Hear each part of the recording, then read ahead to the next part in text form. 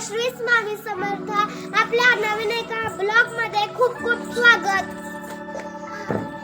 मंडळी, आम्ही आलो आहे गावी आणि हे आमचं गावचं मंडळी. दिदूने म्हटल्याप्रमाणे आम्ही जेव्हा पाठच्या वेळेस गावी आलो होतो तेव्हाचा हा व्हिडिओ आहे, पण पोस्ट करायचा काही कारणास्तव राहून गेला होता. म्हटले आत्ता तुमच्यासोबत शेअर करावा. अण्णांनी एक आठवड्यापूर्वीच हे कुत्र्याचे छोटेसे पिल्लू आणले होते. त्याचे दिदूने व शार्वेने मोती असे नाव ठेवले आहे. खूप गोंडस आहे. दिवसभर दिदू व शार्वी याच्या पाठी धावत असतात, त्याच्यासोबत खेळत असतात. मोती आणलाय ना? किती क्यूट आहे. क्यूटू मस्त आहे ना? कधी आणला? अण्णाने आणला ना आता?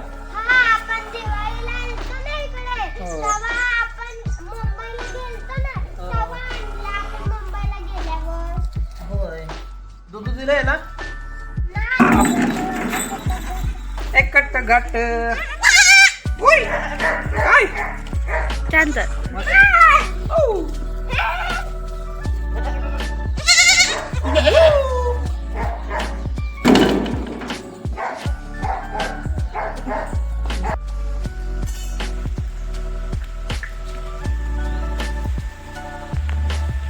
मंडळी, चॅनलवरती पहिल्यांदा आला असाल तर चॅनल सबस्क्राईब करायला विसरू नका. लगतच बाजूचे बेल आयकॉनही प्रेस करा, म्हणजे तुमच्या नोटिफिकेशनमध्ये सर्वात अगोदर माझे व्हिडिओ पोहोचतील. आज आमच्या घरी कोणीतरी येणार आहे. छोटासा पाहुणा येणार आहे, त्यामुळे व्हिडिओ लास्टपर्यंत बघा.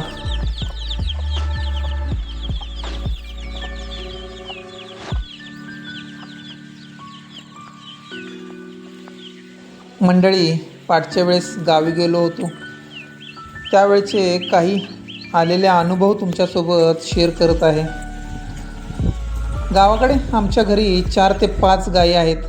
त्याच्यातीलच एक गाय व्यायला झाली होती आज, आणि घरी मीही नव्हतो आणि अण्णाही नव्हते. तरी घरात पुरुष मंडळी कोणीही उपस्थित नसताना सुद्धा आमच्या घरातील महिलांनी, म्हणजेच आमच्या आईने व बहिणीने न घाबरता एकमेकींना साथ देत अगदी सुरक्षित अशी आमच्या गायीची डिलिव्हरी केलेली आहे आज. खरंच ही घटना महिलांची ताकद, आत्मविश्वास आणि जबाबदारीची जाणीव दाखवणारी आहे. गावाकडील महिला अशा प्रसंगी अगदी सक्षमपणे उभ्या राहतात. मग मंडळी घरामध्ये पुरुष मंडळी असो अथवा नसो, पण ते त्यांची जबाबदारी अगदी चोख पार पडतात. त्यामुळेच आपल्या संसाराचा गाडा अगदी सुरळीत चाललेला असतो.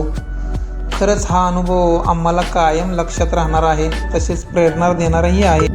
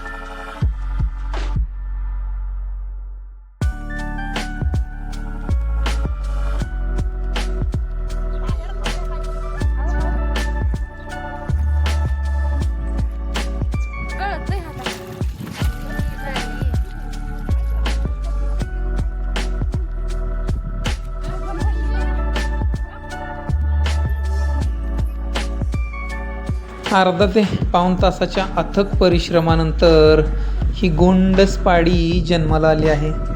तुम्हाला ही आमची छोटीशी पाडी कशी वाटली नक्की कमेंट बॉक्समध्ये कळवा.